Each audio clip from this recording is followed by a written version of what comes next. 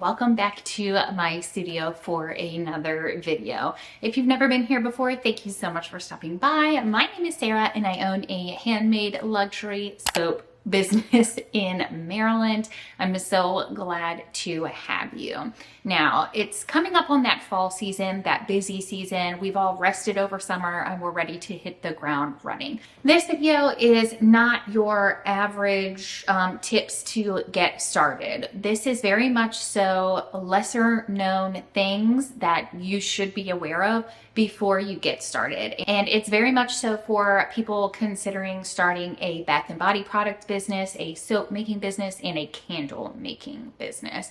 It doesn't really apply like outside of those categories. So if you're looking for information on that, I'm sorry, I'm probably not the best person to give it to you. But as far as like the soap and the candle making, those kinds of things, I'm your girl. Let's go ahead and jump into it.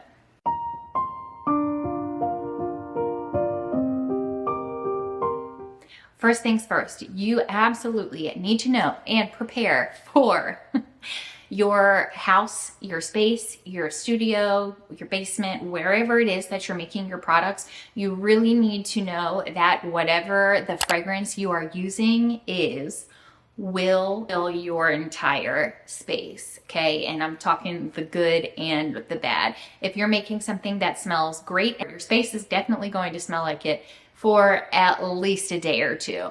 And unfortunately, in the other hand of that, if you're making something and you don't like the fragrance, your house is going to smell like that, especially in the case of soap makers. So if you're considering being a candle maker, your house will smell like that until your candle re-solidifies, right? If you're a soap maker or considering being a soap maker, your house is going to smell like that the day that you make the soap and then the day that you cut it, and in varying intensities throughout its entire cure time, which can be up to 3 weeks. So definitely keep that in mind. And none of this is to say or discourage you from starting your business, but again, it's just some things that I'm not seeing anyone else talk about that might matter to you, okay? I cut a rose fragranced soap bar earlier this morning. I actually showed it in this soap making vlog, and it does not smell great. Now, I'm not a rose gal, and at first I was like, oh, this is really gonna smell good. I'm just really not a fan, and it's like permeating through like everywhere, and my whole entire house smells like it, and it's just not something that I love. But on the other hand, when I poured my sweater weather candles, which I have to rename, I just don't know what I'm going to rename them yet. When I poured my sweater weather candles for my fall line, I loved that my house smelled like that for a couple of days. So take that as you will, but I thought it was super important to let you know about. Next up,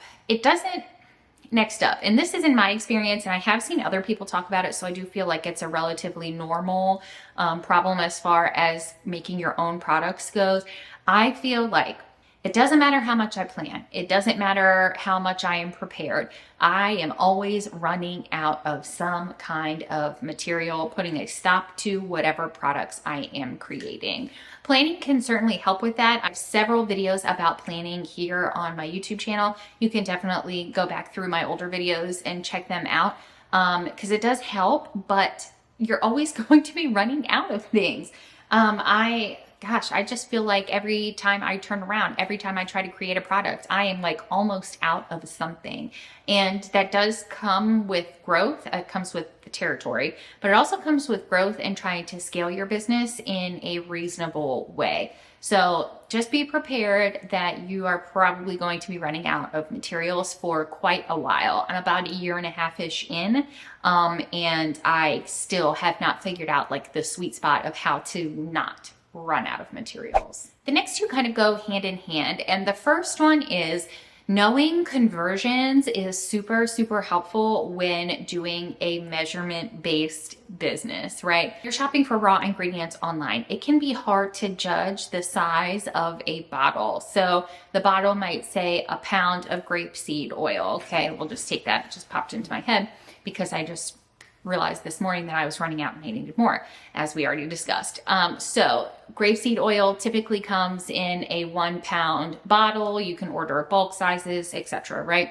Most things that I make are going to require 4, 5, 6 ounces of grapeseed oil. So if I can easily convert, or I know my conversions like the back of my hand, it's going to be super helpful in determining what I can make with the amount that I am buying. So we know 1 pound makes 16 ounces, and then, I'm going to need 4 ounces of it. So whatever it is that I'm making, I can say, okay, 4, 8, 12, 16.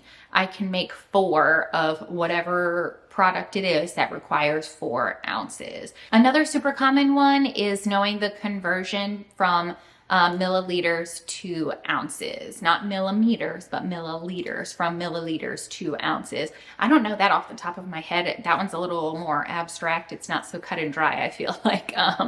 But knowing those conversions will definitely help you out. I used to have like a little chart. Who knew that that 3rd grade skill of converting measurements would come back to you later in life? I just feel like you never know when something's going to pop back up.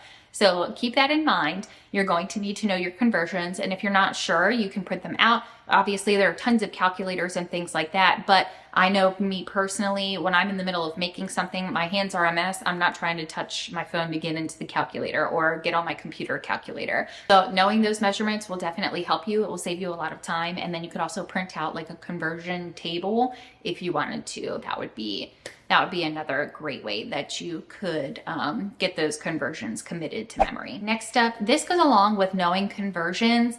I like to think about my raw materials in terms of how many products I can make, right? We kind of already covered it, but just to really clarify it, make sure it's super, super clear. And this goes along with your own testing. So please don't take my personal measurements that I have in my head as like gospel to what will help you and what you will make. So just as an example, I make 8-ounce candles. I know to make an 8-ounce candle, I need 7 ounces of wax, and then I need usually 0.9 ounces of fragrance oil. So if I order a 3-ounce bottle of fragrance oil, which I don't even think people offer 3 ounces. I'm pretty sure the standard's 2 and 4.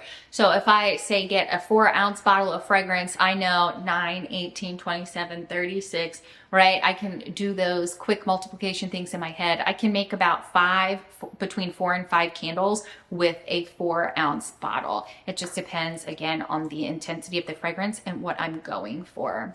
And I mean, I feel like that goes with everything. Wax slabs are generally 11 pounds per slab, meaning we're going to have 16 ounces 11 times. So is that 161 ounces?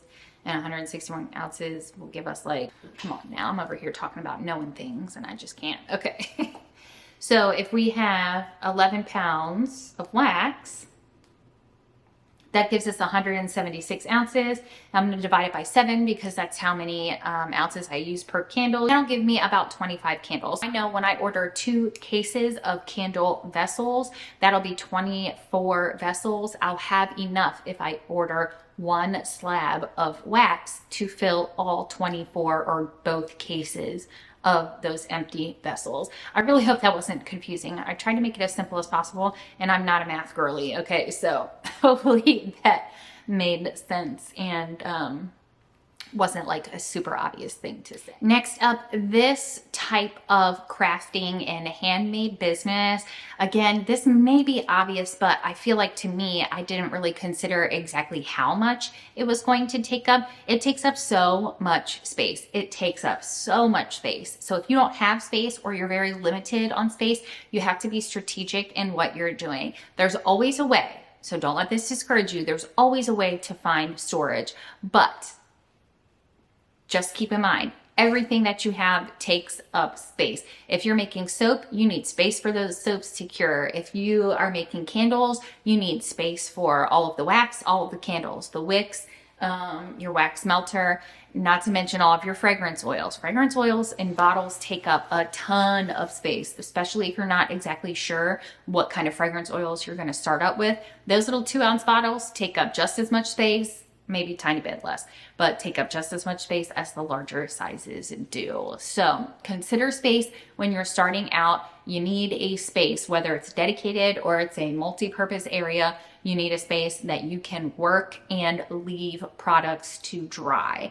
That's something, I guess that would really be a whole separate section. When I started my handmade business, I really thought long and hard about how I was going to store everything. So I figured out I've got this closet, I've got this space, you know, I'm using what's supposed to be one of our kids' bedrooms, but none of them want to move downstairs yet. As my, like I'm using this space as my studio.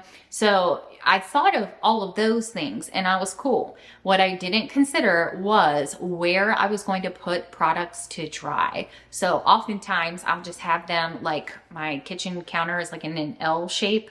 I'm sure like literally probably every kitchen in the United States. So I would make my products and I would leave them on the side counter to solidify or dry or whatever the case was, which is fine, but you really have to make sure that you're okay with that. You know what I mean? It will be a little bit messy, and sometimes, especially if you do something like a candle, you can't just make your candle and then move it. You have to wait a couple hours for it to solidify before you can move it. Just those kinds of storage things. Never underestimate the amount of storage that you will need or end up needing in the future. And that leads me to my final lesser known piece of starting your handmade business. So let's say you have your kitchen and you're going to be working out of your kitchen, which I have done for quite some time. So you work out of your kitchen, right? What bowls, spatulas, measuring cups, spoons, whisks, jars, what are you going to use to actually make your products? I learned very early on, definitely don't mix your candle making spatulas with your dinner making spatulas. And you kind of really honestly need two separate sets, because no matter how much you wash, there might be some oils or something left behind, and you don't want to be, you know, feeding your family with those things. Depending on the scale of your business, you can definitely start small with that. I'm not saying you need to go out and buy, you know, 6 new bowls and 5 new spatulas. You don't need to do all of that, but you do need to have dedicated equipment for your business, so you're not cross-contaminating either way with the materials that you have.